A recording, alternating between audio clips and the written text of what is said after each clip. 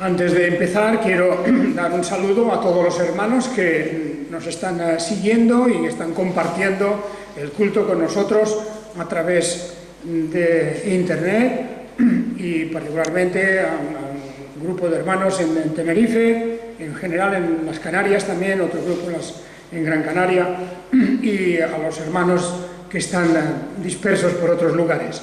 A todos, por lo tanto, bienvenidos esta mañana en la presencia del Señor y junto con nosotros para continuar en este culto que ofrecemos al Señor.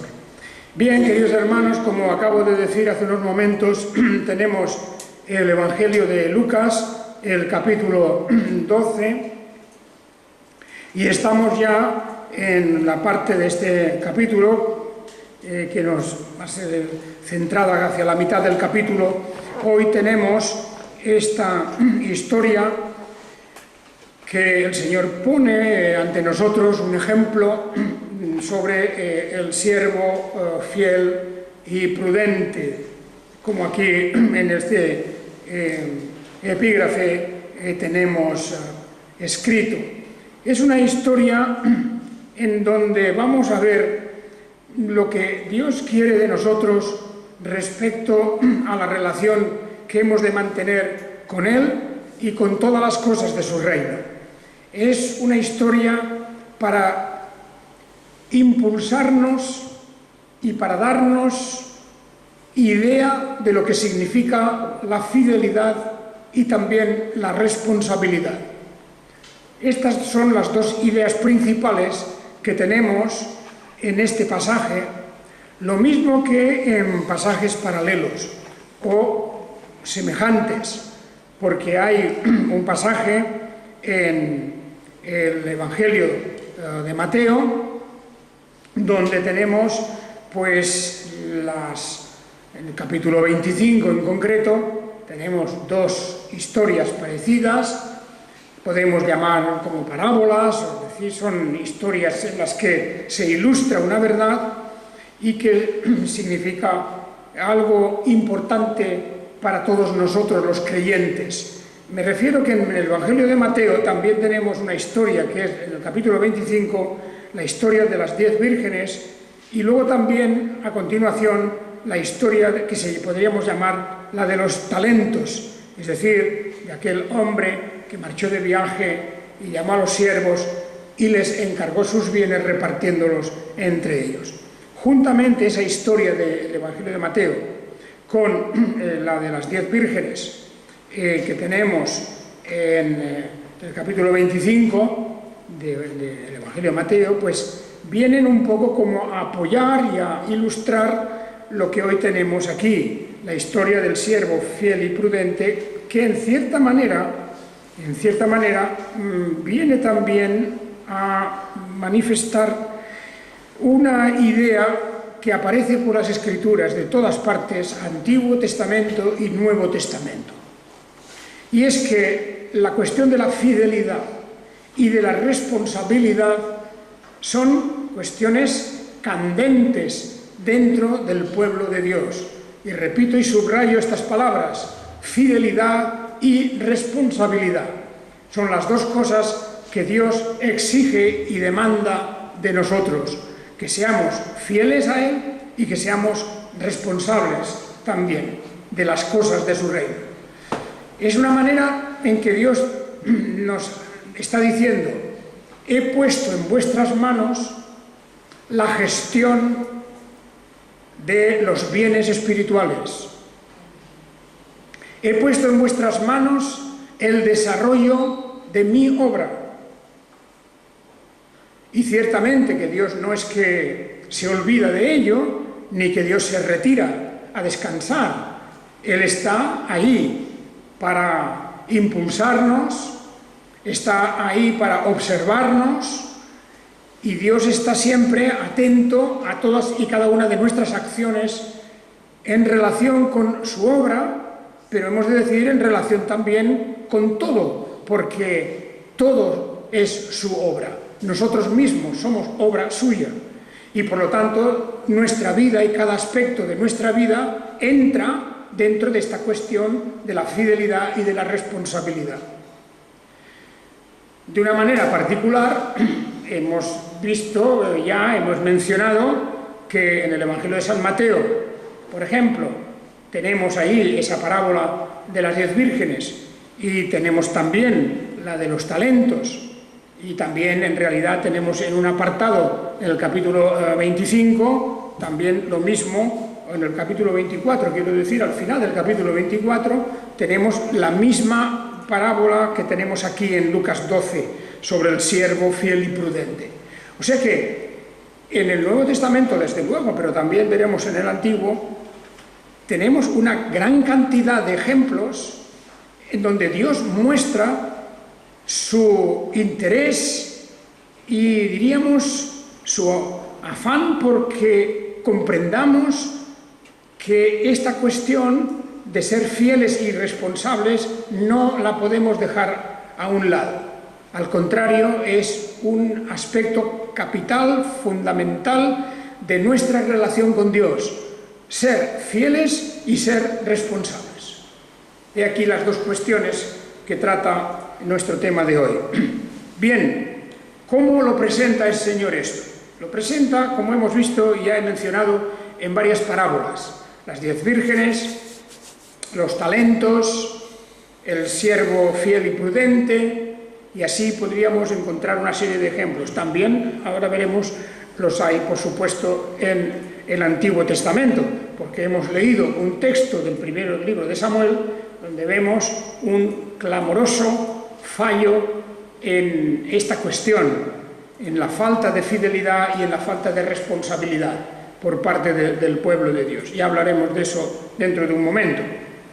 Pero vamos a ver el texto. Tenemos aquí en Lucas 12, 35, que el Señor habla en estas palabras tan propias y típicas de aquella época: estén ceñidos vuestros lomos y encendidas vuestras lámparas. ¿Os acordáis de las famosas lámparas de la parábola de las 10 vírgenes? Porque esto representaba simplemente una manera de decir, estar preparados en cualquier momento. En la noche incluso. En la noche, aún incluso en la noche, las lámparas preparadas por si tenéis que salir. Y vuestros lomos ceñidos, como diciendo, está pues prácticamente como vestidos, como aquel soldado que está esperando un servicio urgente, inminente, y no puede desprenderse de su uniforme, de sus armas, relajarse, quedarse prácticamente casi sin ropa y a dormir.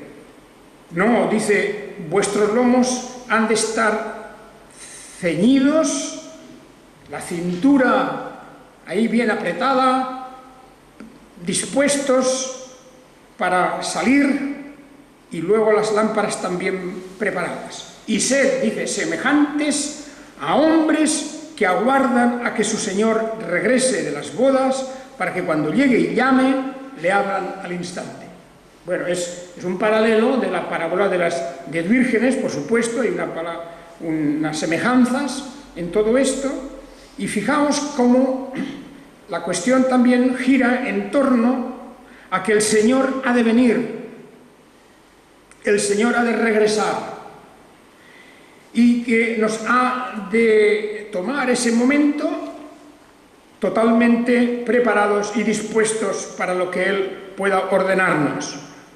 Pero sobre todo, que vea que no estamos dormidos, que no estamos dedicados a otras cuestiones, que no estamos simplemente holgazaneando. Y esto no es para decir que no haya lugar. Hay lugar para el descanso, hay lugar para ocuparnos de aquellas cosas que son las típicas propias de la vida común de todos los seres humanos. Hay que trabajar y hay que hacer una serie de cosas que son propias de nuestra vida. Eso no se cuestiona aquí. Aquí lo que se cuestiona es el olvido y la indiferencia hacia aquellas cosas que se relacionan con su reino, con los intereses de nuestro Señor y de nuestro Salvador. De tal manera que podría darse el caso de que uno esté tan absorto, tan concentrado en sus propios asuntos, en sus propias necesidades, en sus propios problemas, en todo lo que va en torno a nuestra vida aquí, que se llega a olvidar prácticamente del todo de las cosas del reino de Dios. Y por eso el Señor nos pone delante esta situación. Sed semejantes, pues, a estos que están esperando a que su Señor regrese, para que cuando llegue y llame, le abran al instante. Hay aquí un matiz también de tipo escatológico, es decir, apuntando a los últimos tiempos, porque al final el Señor volverá y el Señor hará que todos comparezcamos delante de su trono. Hay quien no lo toma muy en serio, pero hay un trono del juicio de Dios en Cristo Jesús. Es necesario que todos comparezcamos ante el tribunal de nuestro Señor Jesucristo, dice el apóstol Pablo. Todos nosotros también compareceremos ante ese tribunal, no para condenación, ciertamente, pero sí para el análisis de nuestras obras, de nuestra conducta, y también en relación a aquel galardón que el Señor quiere dar por gracia. Bueno, pues aquí habla de los bienaventurados. En el versículo 37, estamos en Lucas 12:37, habla de los bienaventurados, de aquellos servidores que tendrían que estar aguardando el regreso del Señor. Hay unos, dice, que son bienaventurados, los que cuando venga su Señor los halle velando. De cierto os digo que se ceñirá y los reclinará a la mesa y pasando les servirá. Y aunque venga en la segunda y aunque venga en la tercera vigilia y los halle así, bienaventurados son aquellos. Bien, ahí tenemos el primer grupo de aquellas personas que en todo momento están prestas. No me toméis al pie de la letra, porque y tampoco el Señor, esto es una parábola, no se trata de estar a las 5 de la madrugada o a las 4 o a las 3 despierto, a ver, en el balcón, no sé, no es esto. Pero el ejemplo es muy bueno, porque el Señor está diciendo aquí que cuando Él venga, que puede ser su venida, la última, la definitiva, puede ser ese momento, pero también puede ser cualquier momento de la vida en que el Señor nos pide cuentas. Y el Señor pide cuentas y revisa las cosas, no al final solo, sino durante el tiempo que estamos aquí en la vida. Porque son muchas nuestras circunstancias y nuestros momentos en que tendríamos que tener en cuenta que Dios nos está revisando las cosas. ¿Cómo vas tú? ¿Qué haces en relación con este grandioso plan de la redención, donde tú tienes también una parte que es la de proclamar, la de ser testigo, testimonio, la de ser ejemplo, la de ser luz en la tierra? Todo eso es algo que el Señor nos puede estar pidiendo cuentas de vez en cuando, o recordándonos de vez en cuando que al final vendrá definitivamente a formar su tribunal y a llamarnos a cada uno de nosotros. Pues bien, dice, bienaventurados los que están preparados cuando venga el Señor, y Él entonces, dice, pues preparará esa cena, y incluso el Señor mismo servirá, el mismo Señor servirá a sus servidores, a los que son servidores suyos. Es una imagen, como diciendo, con qué gran amistad, qué relación, y también incluso como el Señor, qué gratitud incluso por parte de Él, qué alabanza suya a los que han estado preparados y sirviéndoles en todo momento, y que no están holgazaneando o que no están tan apurados en sus propios asuntos que no tienen tiempo, ni tienen pensamientos, ni les interesa demasiado las cosas del reino de los cielos. Bueno, pues, pero fijaos que estos fieles y responsables, pues no importa, porque dice, puede venir en la segunda vigilia, la tercera vigilia. La noche, en el pueblo de Israel, la noche la tenían dividido en 3 partes. Los romanos la tenían dividido en 4 partes. Y a veces, en los evangelios, unas veces se habla de las vigilias como los romanos las tenían y otras como los hebreos la tenían. No sabemos aquí. Aquí habla de la segunda y de la tercera vigilia, pero son ya bien entrada la noche y ya la madrugada. Bien entrada la noche, la gente está durmiendo. En la madrugada también. Pero estos servidores no les importó porque dice, estamos dispuestos en todo momento, estamos preparados. Y ya digo, no es para interrumpir el sueño, no es para que nos quedemos en el balcón esperando. Es para que comprendamos que nuestra vida entera, desde que somos conscientes, desde que somos jóvenes que ya son responsables, desde los jóvenes responsables quiere decir que pueden tener que dar cuentas, por ejemplo, a sus padres, un joven, un niño incluso, tiene que dar cuentas a su padre y a su madre de las cosas que hace. Los jóvenes tienen que dar cuentas a sus padres y tienen que dar cuentas a Dios también. Tienen responsabilidad, o sea, han de responder cuando Dios pide cuentas, cuando Dios pregunta por qué has hecho esto o por qué no has hecho esto otro.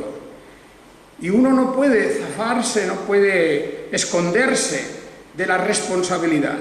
Máxime nosotros los adultos, los mayores, en cualquier momento de la vida, Dios nos viene a pedir cuentas. Que no quiere decir la muerte, eso es otra cosa. Quiere decir que Dios nos pide cuentas a lo largo de la vida. A lo largo de la vida nos está pidiendo cuentas. Como por ejemplo hemos visto que el profeta Samuel le pide cuentas a Saúl en un determinado momento. ¿Os habéis fijado en ese pasaje que hemos leído? Y esto es una ilustración que la tenemos que analizar un poco también. Porque ahí vemos un ejemplo de irresponsabilidad, un ejemplo de falta de fidelidad. Una persona que quiere hacer las cosas como bien le parece, es igual. Y lo tenemos en toda esta historia, dentro de las luchas que en aquel momento se estaban librando entre los filisteos y el pueblo de Israel. Los filisteos se habían congregado contra Israel, nada más y nada menos 30.000 carros, 6.000 jinetes y gente en multitud como la arena que está a la orilla del mar, que se habían acampado en Micmas, al oriente de Bet-Aven.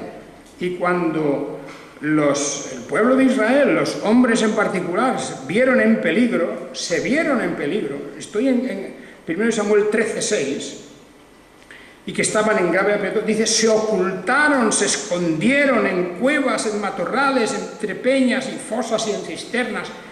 Hubo una desbandada de la gente delante del peligro.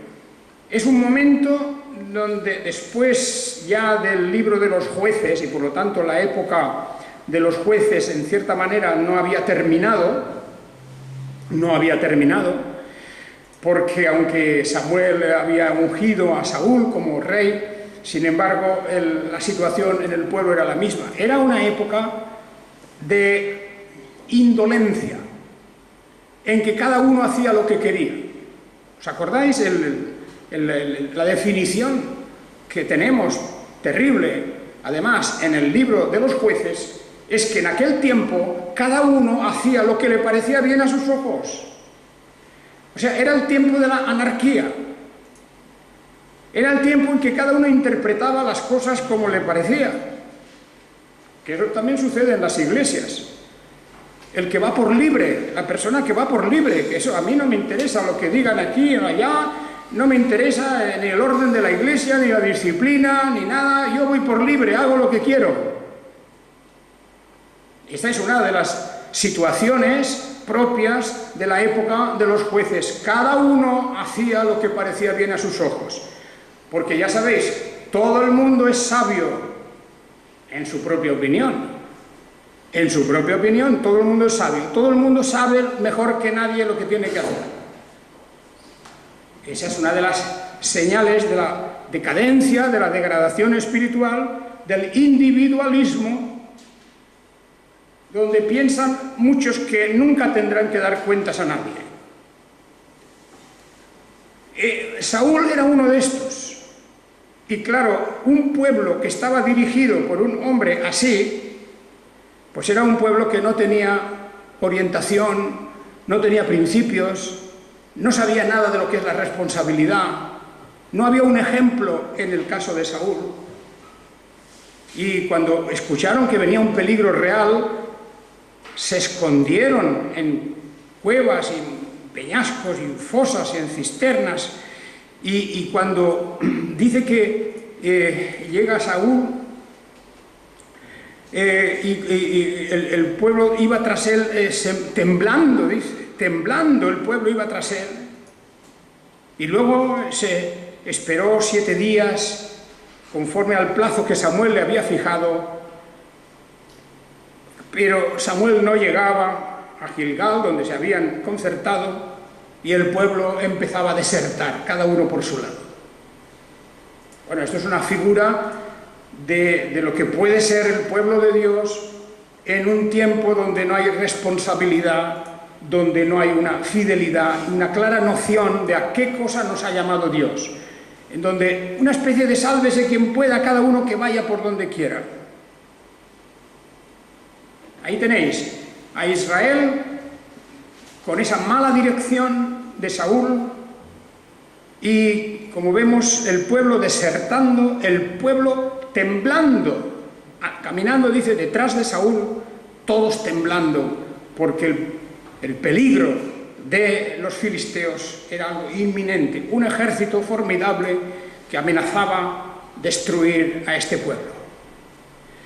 Bueno, el recurso era, según Saúl, bueno, pues ya que Samuel no llega, han pasado 7 días, tal vez 7 días y 1 hora, quién sabe, 7 días han pasado y no ha venido Samuel y dice Saúl, bueno, pues vamos, traedme el holocausto y las ofrendas de paz y yo mismo voy a hacerlo. Lo que tenía que hacer Samuel, lo que tenía que hacer el profeta ungido de Dios, lo que tenía que hacer aquel a quien Dios había autorizado, ahora Saúl dice, pues ya que él no viene lo voy a hacer yo.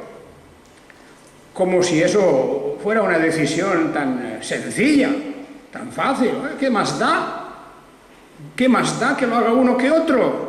Esto es un poco la mentalidad de que todos somos iguales. ¿Qué importa? Esa mentalidad, cualquiera puede hacer esto. Y Saúl era de esos. Saúl era de esas personas que dicen, bueno, yo también lo puedo hacer esto. Ya lo he visto cómo se hace. Traedme el animal que hay que sacrificar. Yo ya sé lo que hay que hacer. La sangre hay que derramarla, hay que sacar las entrañas, hay que preparar el fuego, el altar. Todo eso lo voy a hacer yo. Y efectivamente lo hizo. Y cuando acababa de inmolar el holocausto, aparece Samuel. Fijaos, no es que apareció una semana más tarde, ni 5 días, ni 3, ni 2, ni 1. No, un momento después, justo que acababa de inmolar, acababa de ofrecer este sacrificio, este holocausto, allí que se presenta Samuel de repente. No se había retrasado mucho, ciertamente, si es que se había retrasado algo. Porque el otro no dice los plazos tampoco. Samuel no llegaba a Gilgal y el pueblo desertaba. El pueblo desertaba. Y ahí está este hombre que en realidad no tiene autoridad de Dios, no representa nada. Saúl era el hombre que habían elegido como rey y lo habían elegido pues solamente por su apariencia. Por su apariencia. Les había parecido el más fuerte, el más bien parecido, el más atractivo, que tenía aspecto de ser alguien, y a ese habían elegido como rey. Bueno, pues esto estaban ahora pagándolo porque a aquel hombre no les infundía ningún respeto y ninguna seguridad tampoco. Samuel pues le dijo: ¿qué has hecho? ¿Qué has hecho? Y Saúl respondió: ciertamente, vi que el pueblo desertaba y que tú no llegabas en los días fijados y que los filisteos estaban reunidos en Micmas. Y me dije: los filisteos descenderán ahora contra mí en Gilgal y yo no he apaciguado a Yahvé, así que me esforcé y ofrecí el holocausto. Fijaos de qué manera se pueden decir las cosas, cómo se puede tergiversar la realidad. Estaba presentando aquí Samuel todo de manera favorable a él, como diciendo: mira qué gran servicio he hecho, mira lo que yo me he esforzado. Y hay mucha gente así, que está haciendo las cosas mal, pero si se le piden cuentas o si se le pregunta, te lo presentan como si estuvieran haciendo un bien fabuloso, un sacrificio, una abnegación, una entrega tremenda, cuando Dios no figura en todo eso. Y hay tantos ejemplos que podríamos dar sobre esa cuestión. Samuel le pregunta: pues, ¿qué has hecho?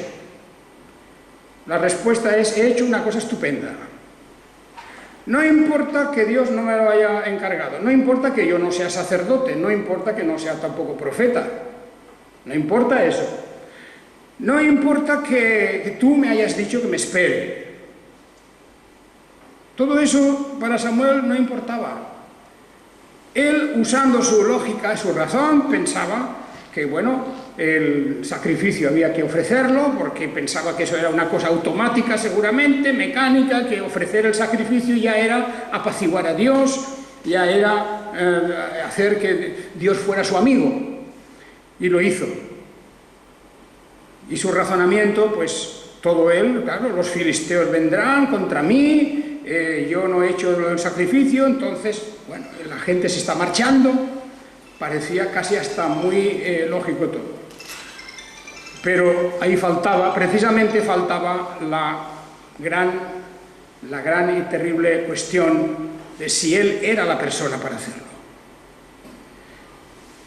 De manera que aquí, en el caso de Samuel, no tenemos un caso de fidelidad, no tenemos un caso de responsabilidad, sino todo lo contrario. Es la persona que se arroga a él una autoridad, hace lo que cree que es conveniente y no piensa antes en si de verdad es legítimo y su función es esa, que no lo era. Otro irresponsable. Ahí tenemos un irresponsable, ahí tenemos una persona que no era fiel en las cosas de Dios. Y claro está que Saúl, a no tardar mucho, iba a empezar aquel reinado que acababa de comenzar, iba a declinar rápidamente hasta llegar a un final trágico. Bien, pues esto es lo que el Señor nos está diciendo. Estad preparados, porque el Hijo del Hombre viene a una hora que no pensáis. Esta es la cuestión. Y repito que aunque tiene un carácter escatológico, esto está referido todo, es en gran parte hacia el final de los tiempos y al juicio de nuestro Señor Jesucristo. Yo insisto en que también a lo largo de la vida muchas veces el Señor nos está pidiendo cuentas de las cosas. ¿Cómo es que no has hecho esto? ¿O cómo es que has hecho esto? Y lo has hecho mal. Y la pregunta está siempre ahí pendiente. La revisión que Dios hace de nuestros actos no tiene jamás una interrupción. Es una una revisión que Dios hace cada momento de nuestra vida. Nuestras obras, nuestras actitudes, nuestras palabras, todo aquello que estamos nosotros, de alguna manera, en lo que estamos involucrados, todo eso está bajo el análisis permanente de Dios. Así que entonces Pedro dice: Señor, ¿esta parábola la dices por nosotros? ¿La dices a nosotros o también a todos? Y entonces el Señor no le responde, pues para vosotros o para todos, no le dice así, sino que le continúa explicando. Y dice, porque claro, hay que pensar, las respuestas tan fáciles también nos gustan a nosotros. ¿Lo dices a nosotros o a ellos? Como diciendo, hay alguien que está excluido, claro, porque no, se lo digo a ellos. Entonces podrían pensar, pues nosotros no estamos en eso, ¿no? O al contrario. No, el Señor dice, no es eso, la cuestión no es eso. ¿Quién es el mayordomo fiel y prudente, al cual el Señor pondrá sobre su casa para que dé ración a tiempo? Bienaventurado aquel siervo al cual, cuando su Señor venga, lo halle haciendo así. En verdad os digo que lo pondrá sobre todos sus bienes. Pero si aquel siervo dijera en su corazón, mi Señor tarda en venir, y comienza a golpear a los criados, a las criadas, y a comer, a beber y también a embriagarse, entonces dice, vendrá el Señor de aquel siervo en un día que no espera y a una hora que no sabe y lo castigará severamente y pondrá su parte con los infieles. Aquel siervo, pues, que conoció la voluntad de su Señor y no se preparó ni hizo conforme a su voluntad, será azotado mucho. Y esto ahora vamos a explicar eso también. Pero el que no la conoció e hizo cosas dignas de azote, será azotado poco, o será azotado menos. Porque a todo aquel a quien fue dado mucho, mucho le será demandado. Y al que encomendaron mucho, más le pedirán. ¿Ves? Aquí vemos la balanza de la justicia de Dios. La balanza. El Señor es ponderado. No es un tirano que, sin más ni más, sin razón, exige cosas que no se pueden hacer, ¿no? Él es ponderado.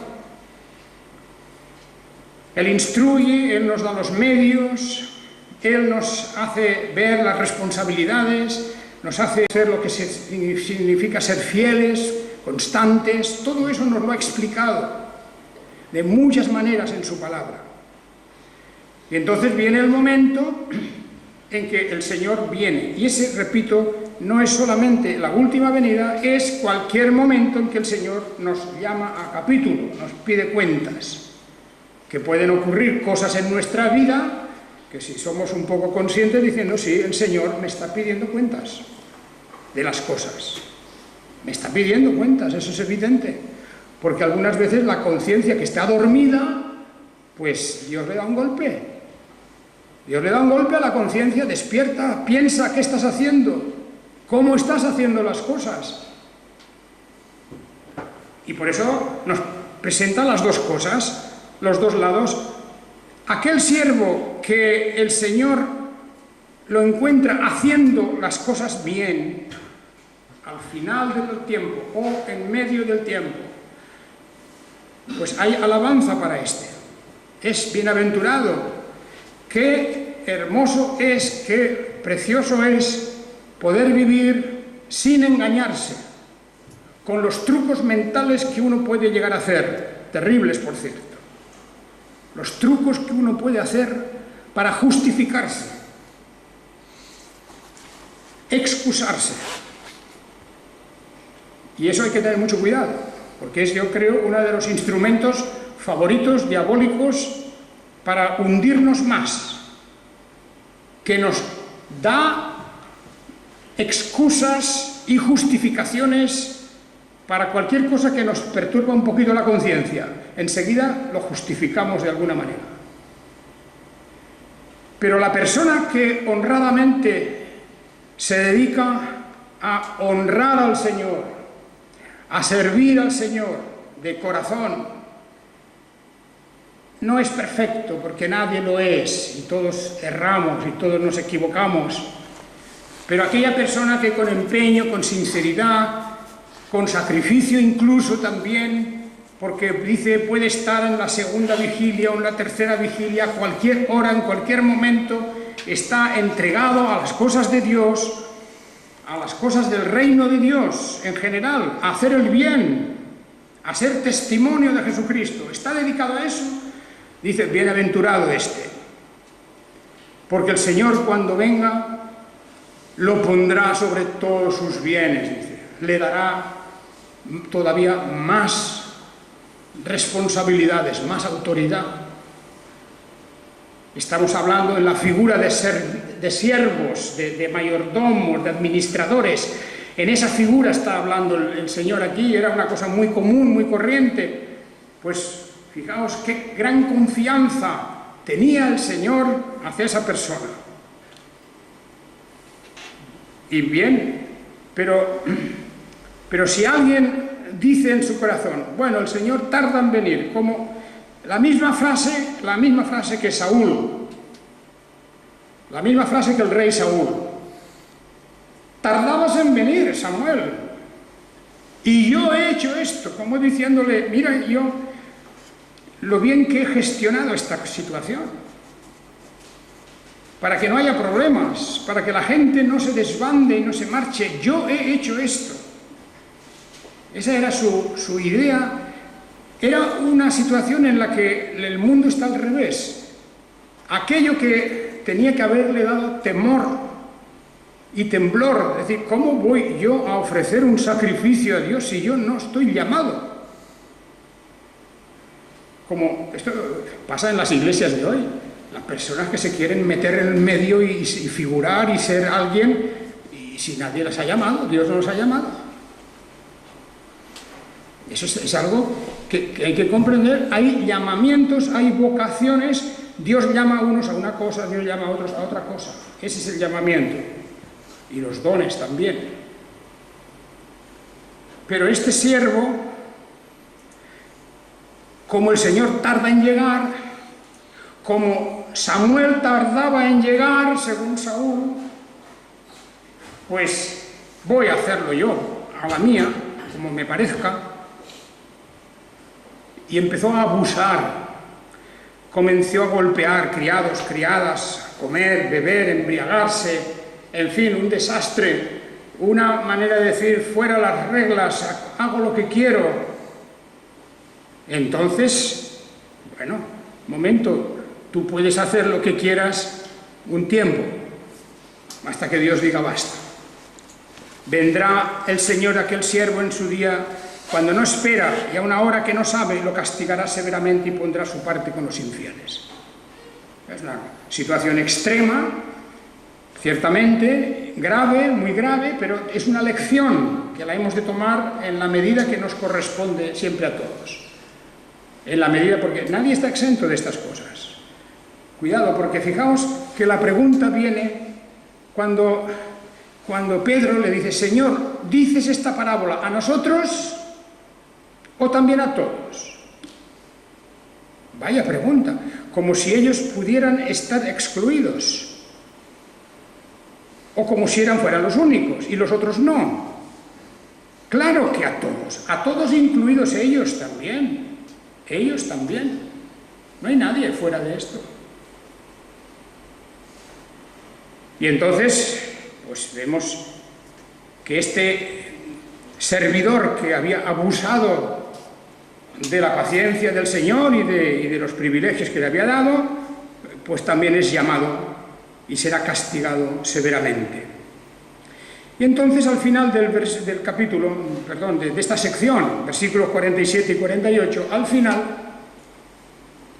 el Señor nos da un resumen, que es una maravilla, porque aquí hay ese equilibrio, como decía antes, esa ponderación de las cosas de Dios. El Señor no pide cuentas de cosas de las que no nos ha responsabilizado. Hay responsabilidades que les corresponden a unos y otras a otros. Y cada uno tiene su responsabilidad. Claro, esto es evidente. En la vida común también. En la iglesia también. Cada uno tiene su responsabilidad ante Dios, en su vida de familia, en su vida de iglesia, en su vida de trabajo, etc. Cada uno tiene su responsabilidad. Pero no se pueden cruzar las responsabilidades. Yo no puedo responder por lo de otro, otro no puede responder por mí. Cada uno tiene su responsabilidad. Y también otra cosa.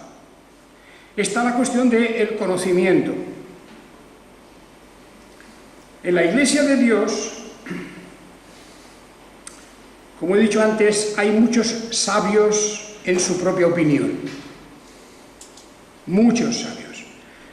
Ya lo vemos aquí en las cartas apostólicas al final, vemos cómo empezaron a salir en las iglesias herejías promovidas por personas que sabían más que nadie.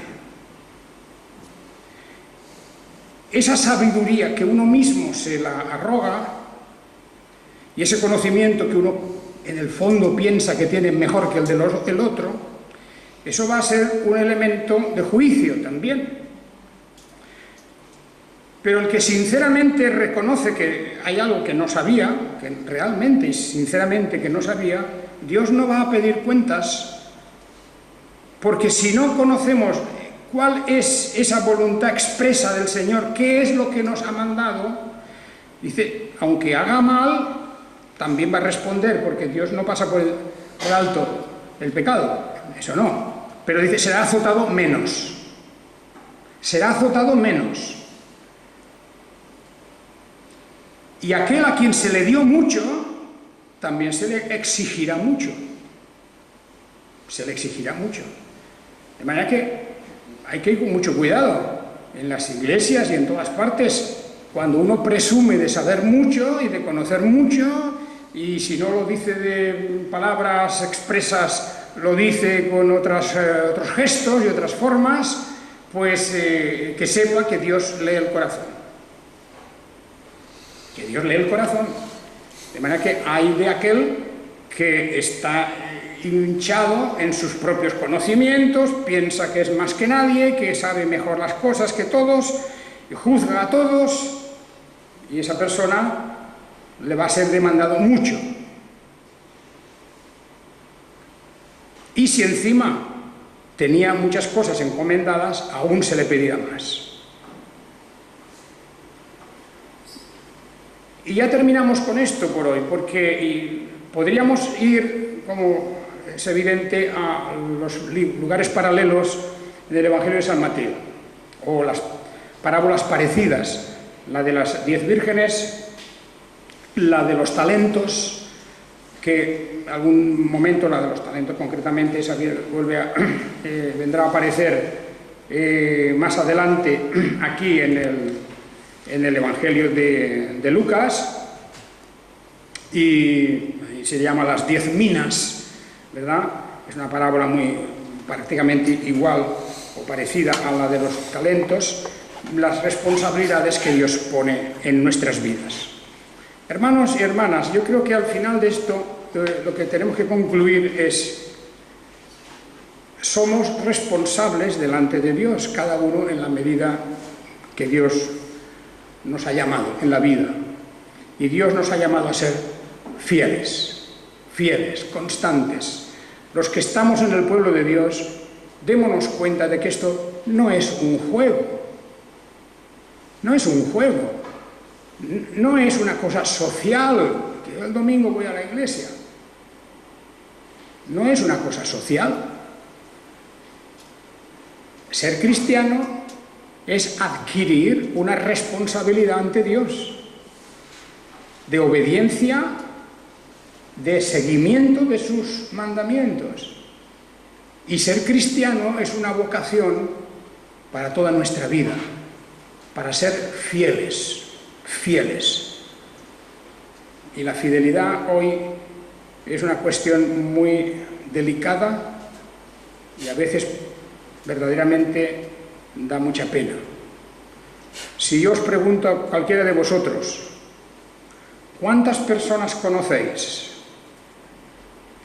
que han estado en la iglesia de Dios, en cualquier iglesia, que han manifestado su fe cristiana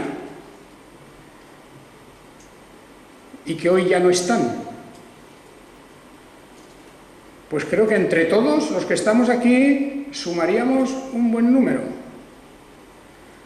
porque conocemos tantos y tantos casos, falta de fidelidad y falta de responsabilidad.